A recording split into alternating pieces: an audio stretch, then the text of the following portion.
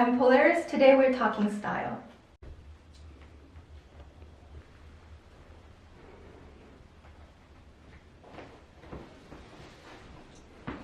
So my name is Rebecca and this is my style. Welcome to Studio Sigmaet. I'm Polaris, your host, and we have a very special guest today, Rebecca. She's a retired figure skater, a licensed pilot, and a firefighter in training. If that doesn't get you interested, look at the package.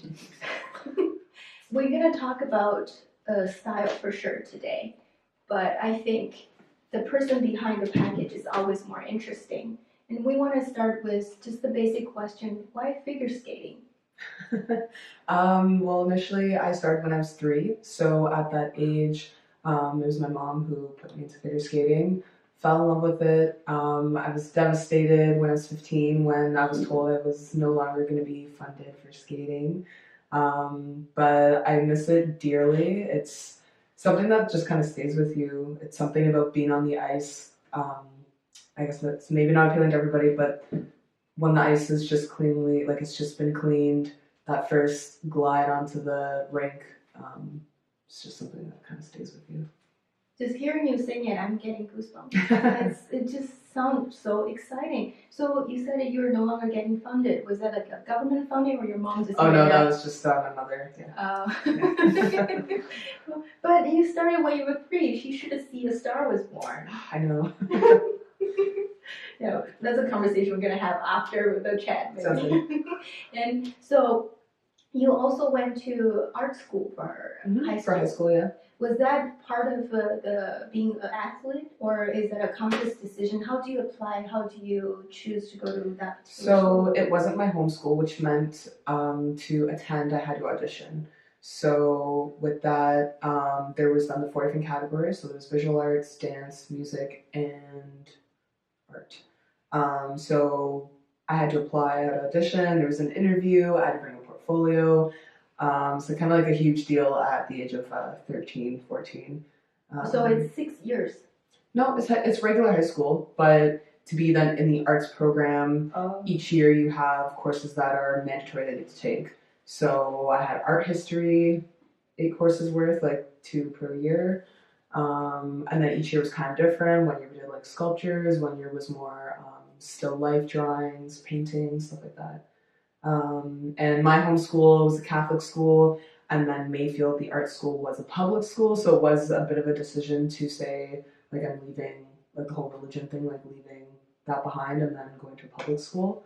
But I loved it. It was like a real life musical. It was always something going on. And then they were also big on sports. The school was just amazing. Like I loved my 4 years there. So. What did you play? I did rowing and field hockey. Team-wise, kind of odd sports, but I would change it. But no, I really did like it. I like that rowing was a bit more of like a solo, like it was more a solo sport, but also team. And then field hockey was, of course, like a team sport. But so when you applied, you said there were 4 categories. Yeah, so I knew I was going to visual arts. I do love music, but didn't really know enough, like notes-wise and that to get into it. So stuck with. Do you think the experience at the art school had a lot of influence on how you choose your style? For sure. The art history alone, learning through all the different eras of art.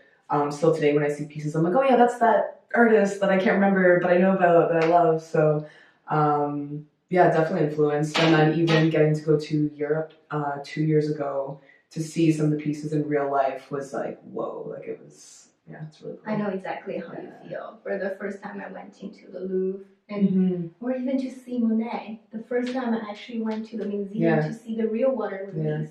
Oh, my heart just dropped. Because even to learn, like, oh, okay, the painting is like, whatever, 12 feet by 20 feet. And then you see in real life, and you're like, whoa, like, this is actually how big it is. It's, or small it is, for example, the Mona Lisa. Like, how actually tiny it is. But it's so crowded. Remember how? Yeah, you're literally like to even get to really get a good glimpse. You like take your camera out and you're like zooming in. You're like, oh, okay, that's what it looks like. Yeah. I remember that moment of my life, but nobody else can translate it, kind of. Yeah. And so when it comes to decisions, especially like, color palette, what you're gonna decide for your makeup. You wear a lot of black, obviously. Yeah. And do you think the art history part specifically, or experience in art school, seeing how all your classmates, friends dress, had a big influence on the open-mindedness of your choices? I think it definitely helped with where I stand with what I like and what I didn't like. With art, going through the eras, there was always going to be one artist or even just the era where you're like, wow, I really like this. I like the style. I like say that it's expressionism, or maybe you were more attracted to the dada movement and it's more like geometric and you're more minimalistic and you like that kind of thing. So it definitely did bring me to a point where I definitely grew in my style and I saw how in the paintings things were expressed and I kind of wanted to translate that to my own style. So yeah, definitely. And also going to the public school, we didn't have to wear uniforms, so that helped a lot with being able to show my expression of like who I am and my creativity through like what I wore. So do you think then it's fair to say that's how I find it whenever I want to look for inspirations in fashion? I don't tend to go to fashion influencers, never pretty much.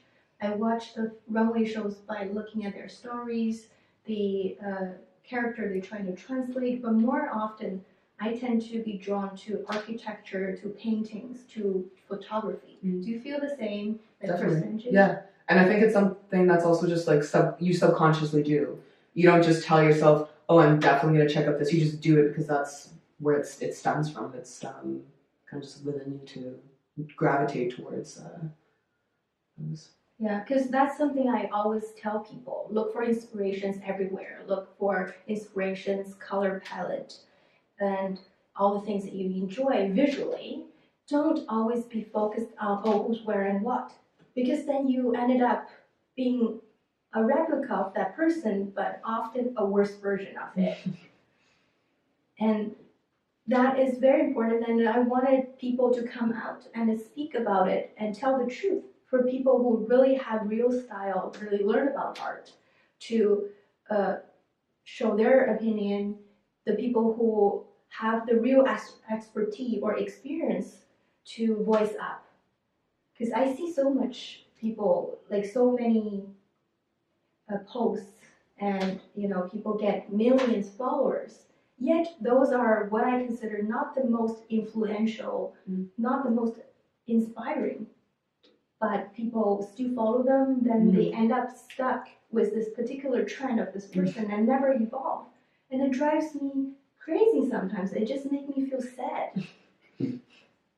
I think it's because they don't know how to like start up their own style or like where to go. So because they don't know, they look to someone else, and then that's just like what they do because they don't genuinely know how to like be themselves, or maybe they're not okay with themselves, and that's why they're like, oh, I see someone who's confident, this is their style, and that's just what I'm gonna. So it's more emotional, you think? I think so, yeah. Yeah, and maybe that's just today's society that not a lot of people are secure with like who they are, so they just look to someone who is, and then maybe they think if they copy their style, they'll be perceived as someone who's like confident and. Yeah. True. That's a very good point. That's amazing. So I promise that we're going to talk about style. We will start to add little tips, little things to help you to find yourself. Because if you ask yourself just one question, what if I stop dressing like so-and-so? What I'm going to do? And if you ask me, I don't know what to do anymore. Like I said, it's really sad.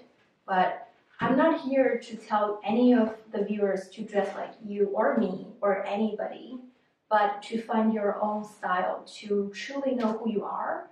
And the tips and rules will follow as additional contents. And if you follow, subscribe, you definitely will learn, and promise you from an expert's point of view, from someone who had real experiences to learn about art, you will get the real content, you will get the real lesson, and be confident as who you are. As confidence, we talked about you're a pilot. So why pilot? Aviation kind of reeled me in, just from it being such an exciting field. I did always enjoy adventure and I guess traveling. So jumped right into it, had no experience, nobody in my family's a pilot, didn't know anybody close to me that was a pilot. I just packed my bags, moved up to Sault Ste. Marie, and started the aviation program. How long did it take you to apply or make the decision? When did you? Oh, it was really quick. A post-secondary conference at my school from Seneca. I saw the videos of the students flying, and I was like, that's what I want to do. And I did end up attending a different college, just because I wanted to be kind of like I wanted to like move away from home. I knew if I went to Seneca, I would have had to like live at home. So I chose Sault Ste. Marie's program, Sault College, and yeah. So it was like a snap. Yeah, I'm pretty impulsive with my decisions. Yeah. And being a pilot, does it have any kind of influence on your style? I would say no, just because the uniform was the very professional and reserved button-up collared shirt with a tie. Back when I attended, we did actually have the privilege of wearing whatever kind of combination. So guys would kind of come in wearing like a black shirt and like a solid white tie, looking like they're from like the early 2000s. And then maybe even like white pants, but as long as it was a dress shirt with a tie, it was fine. And there was even some girls that kind of really ventured out and they'd maybe wear like a collared shirt that had a bit of like lace in it. I think that was a little too far, because you do want to still come off as professional. But we definitely had some play, which was nice, just to be a bit more like business casual kind of a thing. But I wouldn't really say I'm conservative in my style, so it was something I had room to play with being in the program, but outside I don't really think it had, much influence. So that's almost like we say, it's if something is military inspired or if something is aviation wear inspired, it's because that particular way of dressing identifies your professionalism, right? And so a lot of times people don't understand and they misinterpret the idea. So, because I dressed, this is so and so influenced, then this means cool, it's trendy. It's not always. A lot of times when you dress a certain way, it's because you're only dressing for that particular purpose. Right. Right? So I just want to clarify that on as well. What is the most memorable moment for you as being a pilot? I think it's a tie between my first solo flight and then getting my first private license, I'd say. Because they were both such like pivotal moments in what's considered the aviation career. Your first solo is the first time you're flying alone, right? So it's pretty cool. Like there's nobody there. You're in control of the plane. Like you better not screw up the landing. Like that's all on you. There's no one there to like take hold of what's going on. And then getting the first private license is kind of like the climax where like you're gonna like make it, but it's still like until you actually get it, it's you still I don't know, maybe you don't feel confident, but like until you actually get it, then you're like, okay. If you receive your license, that means you are certified. Yeah, it's like it's similar to the license of driving a car, except with aviation, what makes your license valid is then your medical. Medical is going to the doctor, they do like a full physical, and they're the ones, they're specific like aviation doctors that will then say this person passed their medical, and then that's what makes your license valid. And then like with driving, how it's a little less casual, right? Like if you broke your like right leg and that's what you're using to like press the gas, and you're like, oh, today I'm just gonna attempt to use like my left leg. That's not really safe, but you can maybe get away with it and maybe just do side streets. Whereas like flying, you can't get away with that. Like so it's more strict. Yes. And how many girl pilots are there in your program? What's the percentage? The percentage was around like 15%, but it is picking up quite a bit. I would say in the past like 5-10 years, there's definitely been a huge increase in women in aviation, which is amazing. So, what does it feel like if you fly your own plane? It's like driving, but then like 100 times more free because you're alone, and it's not like you like look to the right and someone's like watching you in your car. You're free, and I loved actually like not cloud chasing, but because you're also not like legally flying like very close to clouds unless you actually have what's called an IFR rating.